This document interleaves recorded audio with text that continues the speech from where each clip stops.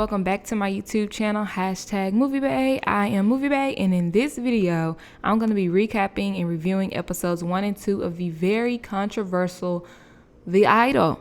But before I get too into it though, I would like for y'all to drop down and hit that subscribe button. Thank you. Because here on moviebay, I do reviews, reactions, and commentary to movies and television, and if that is the type of content that you like, you might as well stick around and hit that subscribe button. If you find yourself enjoying my commentary along the way, don't be afraid to give me a thumbs up and or drop a comment down below. Now with this particular type of commentary, even if you don't agree with what I have to say, support black businesses, okay? And hit the thumbs up button. Now, before I start getting into episodes 1 and 2, I gotta start off with a preface, y'all. Y'all have to understand where I'm coming from when I review this particular content. Now, The Idol comes from the minds of Sam Levinson and The Weeknd, okay?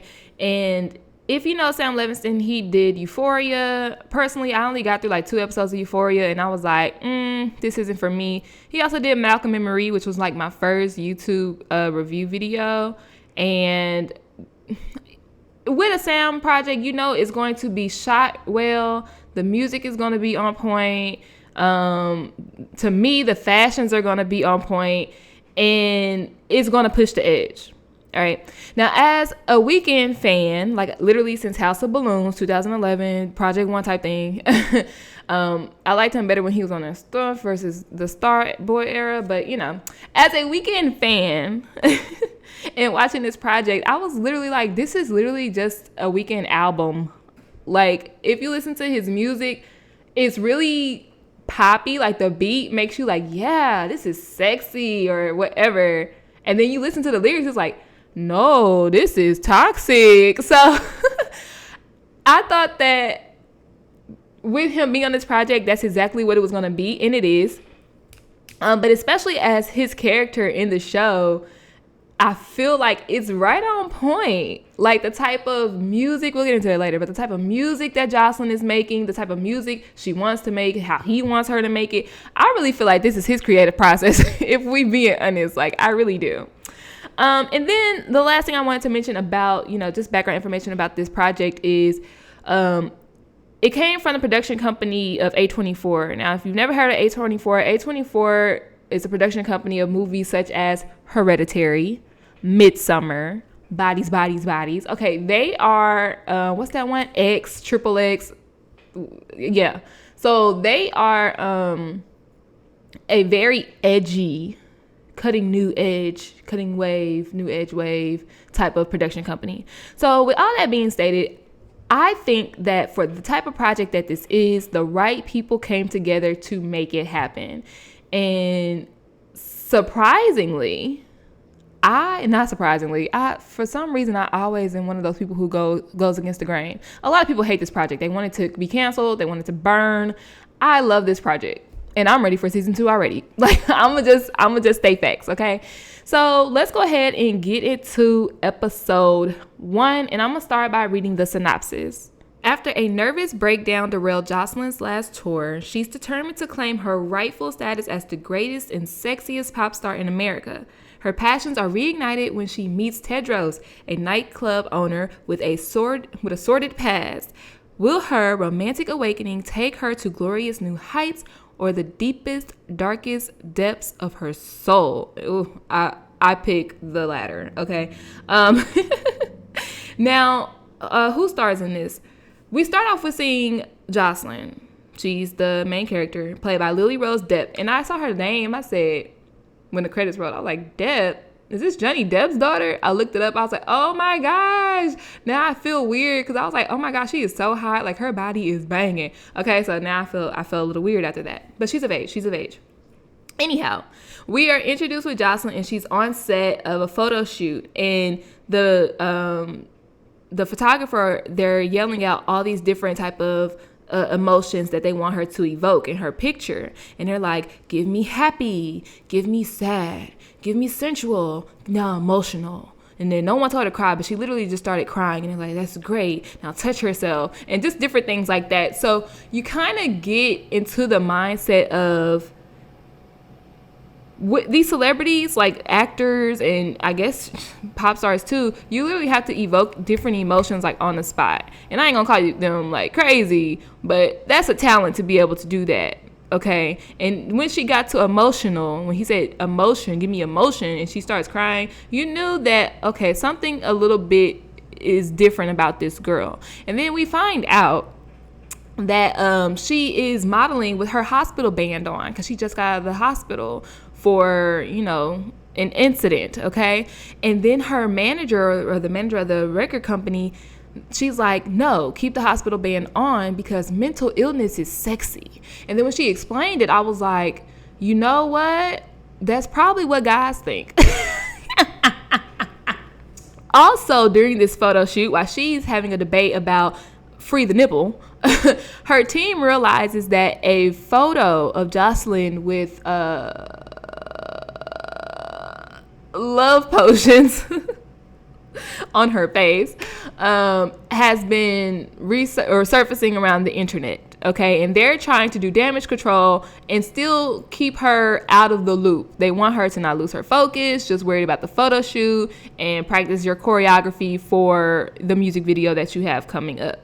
Now, at the dance rehearsal, one of her backup dancers, what's that girl name? I think her name is Diane.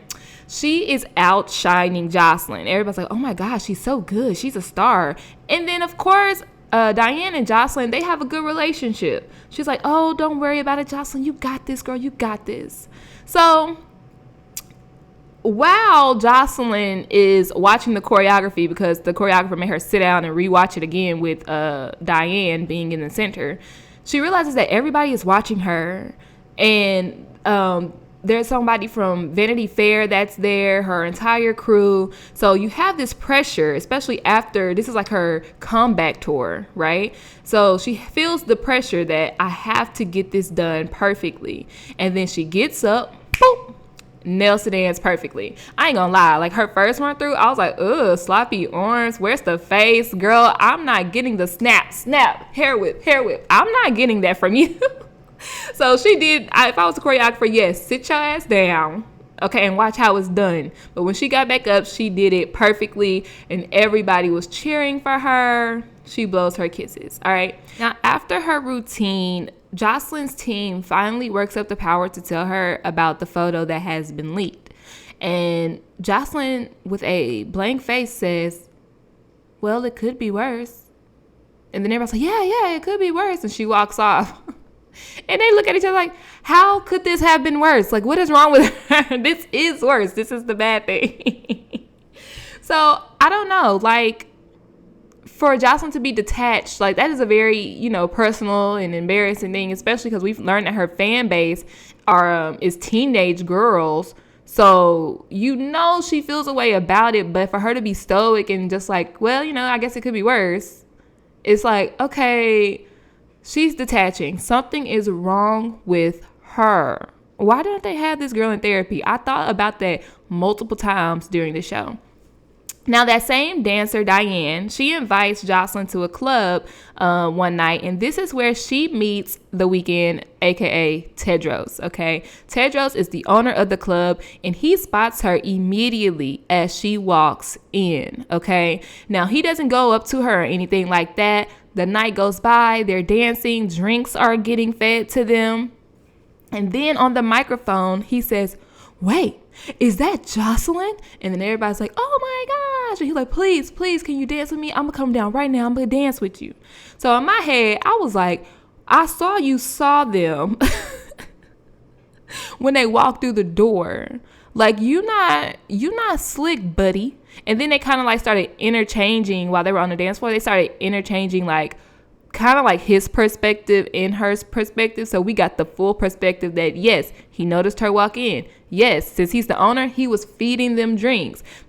He had like two of his flunkies distract the people around her so he could get her alone. So immediately I was like, he's up to no good. Now, keep in mind, y'all, I did not read the synopsis. I didn't know what the show was about until literally I watched it, okay?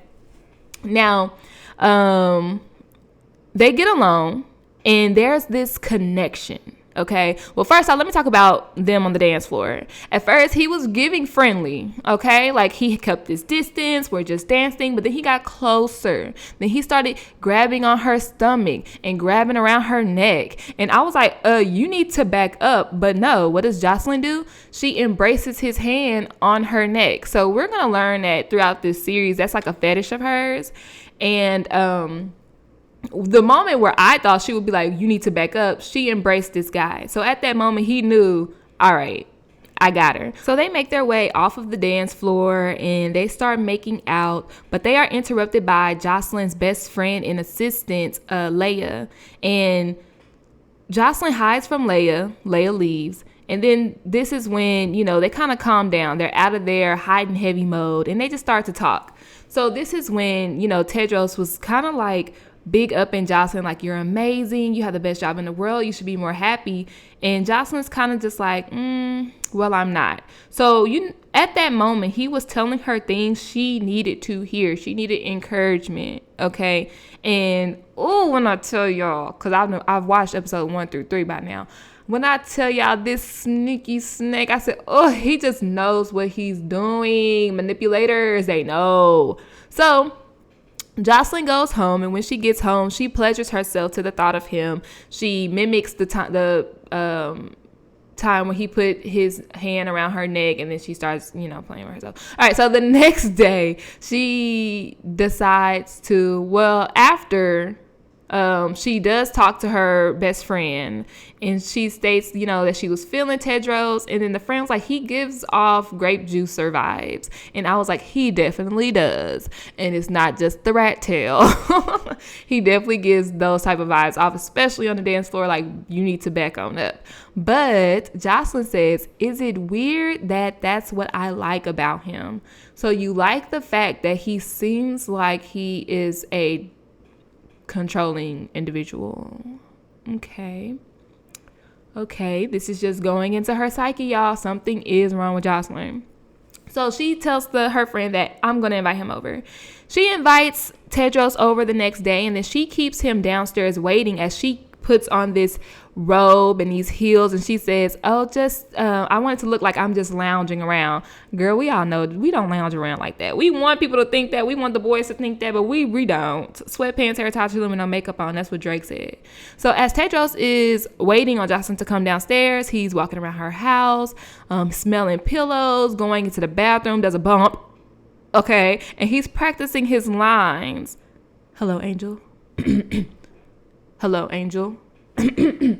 Hello, Angel. I was like, all cute. He's nervous. Yeah, okay. So when she comes down, they start drinking and taking shots. And she says, I want you to hear my new single. We haven't released it yet, but I'm honestly not feeling it. And he was like, well, why do you want me to listen to it? And she states, because I think you're enough of an asshole to be honest with me, and I'm tired of people telling me what they think I want to hear. So they go down to the studio. Now, in the studio, she plays a song from him, and y'all already know it's a song we've been hearing the entire episode. I'm just a freak, yeah. I'll call you by your name, name. Touch me here and touch me there. I like the song. I like the song, y'all. I really do. But Tedros turns the song off, and he's like, I've heard enough. And she's like, you don't like it? He's like, nah, I like it. He's like, I just don't believe it. What do you mean you don't believe it? Well, you singing about how you a freak, and I don't think you a freak. I was like, ooh, this is a good setup, y'all. This is a good setup for you to prove, sis, that you was a freak. That you was a freak, yeah. I was like, okay, come on, 50 Shades. So this is when he starts rubbing his glass against her thighs and takes an ice cube and rubs it down her leg and, try to get her aroused, okay, so she can sing it better or more convincing like. And then he eventually flips her robe over her head, ties it around where she can't breathe. I was like, wait a minute. I don't know you yet. But he eventually cuts a whole part where her mouth is so she can breathe. And then he's like, Now you can sing it. I was like, okay, so I guess now she's a freak. And that is how episode 1 goes off. If you are enjoying my commentary so far, please go ahead and give me a thumbs up and or drop a comment down below. What were your thoughts on episode 1? Initially, I felt like it was kind of slow, but it always is, because we got to get introduced to the conflict and the characters. But when they got to the club, everything started picking up for me. Now let's go ahead and get into episode 2. Now, Jocelyn is super excited to preview her and Tedros' new remix to her song for her team. She's texting him early in the morning, talking about how she's going to show them, and she's super excited, but he's not texting her back. Maybe he's still asleep. So she goes downstairs and her entire team is waiting, and they're thinking it's something urgent, but she's like, no, I just want to let y'all know I threw away the single. Huh? What? Oh my God, what? Are you crazy? She's like, before y'all panic, I made a new version and I want y'all to listen to it. So they listen to it. It is very breathy. It's a lot of hot breath moaning on it. But the way that she sung the chorus is definitely better. It's more believable. Okay, but it's just too much moaning at the beginning. Y'all got to cut some of that out. Now, her team immediately says no. And they don't even really give her an explanation. She's like, well, I'll just drop it myself. That ain't no problem. And then this is where her record label manager had to shut down real quick. She was like, oh, so you think your dick bigger than mine now? Let me show you why it's not. And even though her delivery was super, super harsh, Jocelyn needs to understand that everybody is banking their career off of her career, and you can't make rash decisions like this. You need to talk about it. And then even if you talk about it, everything happens in 2 weeks. We have 2 weeks. We don't have time to be scrapping all these songs because you found a new sound. We don't have time for that. Save it for the next album.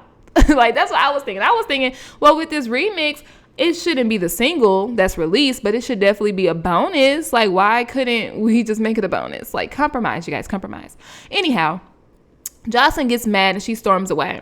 While she's having her fit, she calls Tedros because at this point, he's her confidant, okay? She tells him that they hated it and she wants to know if he could come over tonight. And he's like, nah, I'm busy.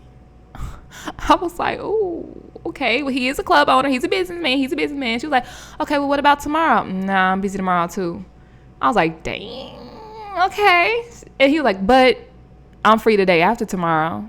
And then she was like, okay, I'll see you the day after tomorrow type shit. So I was like, okay, he playing with her. He ain't doing nothing for real. He ain't that busy. What Plies said, ain't called her in 2 days. Got to let her mind wander. That's the type of game he playing. Jocelyn, in the meantime, has a video shoot for her single. Yes, the one that she tried to throw away. We got video shoots, sis. And at this video shoot, Jocelyn is literally having a mental breakdown. Nothing that she's doing is perfect in her eyes. She's doing take after take after take for the most minor things. Oh, I didn't snap my head. Oh, my facial expression. Oh, she wasn't lip syncing. Like, girl, it's not just a dance routine. You need to lip sync too. Like, she has to do take after take after take, and everyone is getting frustrated at her in the process. Now, they had to talk to her like 2 or 3 times. Her team, everybody's trying to pump her up and motivate her. And she goes back on the dance floor and she's like, I got it this time. Like, it's going to be perfect. And she's doing her thing. Facial expressions, snapping on the right time, interacting with lip syncing. She's doing everything she's supposed to do. And guess what? The damn camera is out of focus. The whole time, the monitor's off. Oh my God, what is this? Why can't we see her? What is it? And she gets done and she's like, was that good? Let me see. Oh, sorry, Jocelyn. It was no focus. You got to do it again. Oh, hold on. When I wanted to do it again, everybody was mad at me. But now when y'all want me to do it again, I got to just hop on up and do it again. Like, I would have been pissed. I'm like, cut. That's a wrap. Everybody go home for the day. I'm over it. I would have shut down. Okay. I would have shut it down. But Jocelyn goes back up there. She just needs to, unsnap her corset and take her shoes off real quick. And we see these nasty blistered and bloody toes. And she tries to put her shoe back on. And she tries to get back up and do the dance again. But she is at her wit's end. She starts crying. She starts calling out for her mom, which we found out in episode 1 that her mom passed away. I think like a year ago at this point. And at that moment, everybody's like, all right, y'all, we need to shut it down. So the record label manager shuts it down, and they take Jocelyn home. Now, at this video shoot, we find out a lot of little pieces of information. Now, we find out that the backup dancer, Denise, she gets pulled out when Jocelyn keeps messing up. She gets pulled out, and they was like, can you sing too? She sings a little ditty, and then they said, let's go record a song right now. I was like, dang, that was fast. Is that how it is in the music industry? Okay. And then they also find out about Tedros. Now they find out that he's from Hawaii, and he owes a lot of people a lot of money. Now, one thing I didn't like about this is that some things you need to show us instead of tell us. Okay, but I was like, well, maybe they don't think they're gonna get a season 2, so we just want to let them know that he's a really seedy person, as if the rat tail didn't tell us all we needed to know. We also find out that Diane purposely set up Jocelyn with Tedros. She tells Tedros that she has been offered a record deal too in place of Jocelyn. Well, she kind of took Jocelyn single, and he's like, good, now I could get a return on you. So I'm like, okay. So this is when we find out that Tedros been on, like, he's been planning this. He's been planning this, y'all. So let's go ahead and get into the next scene. Jocelyn invites Tedros over, and he's like, well, I'm hanging out with my friends right now. She was like, well, they could come too. I don't want to impose. That's fine. They could come. And when I tell you he pulled up deep, he didn't pull up that deep. It was him and 3 other people. That's kind of deep. That's too many people for me. That's too many people for me. And amongst those friends is Isaac. Now, I didn't go into details about Isaac at the time, but he was one of those people that Tedros sent over to distract Jocelyn's friends. And Isaac hit it off with her assistant, Leia. So when he's there, he was like, hey, can I use your restroom? And he was like, oh, I'll just find it. And we all know he ain't going to find the restroom. He's going to find Leia, and probably to distract her and keep her busy. They all start hanging out and doing drugs and whatnot, but eventually they all separate. And this is when Isaac and Leia, they start making out, and she's like, hold on. Hold up. I was like, I reminded myself of Nicki Minaj when I said that. But she's like, how do you know Tedros? Like, I didn't even know y'all were cool. And he shares how he met Tedros at church. He heard him sing, and then he gave him a record deal. She was like, oh, so he's a record producer? Like, he has his own record label? And that's when, like, I guess we did know that, because when Diane stated that she got offered a record deal, he was like, tell them to call me type thing. So we find out he did the same thing to Isaac. Okay, so after she's getting this information, she still lets him hit. I was like, because they like cut away from the scene and then they came back to theirs, and I was like, now she getting her back blown out. Oh my god. Okay, all right. Then we get to see Jocelyn and Tedros, and y'all, this girl Lily, was it Lily Rose Depp? Her body is banging, y'all. Like, it reminds me of myself.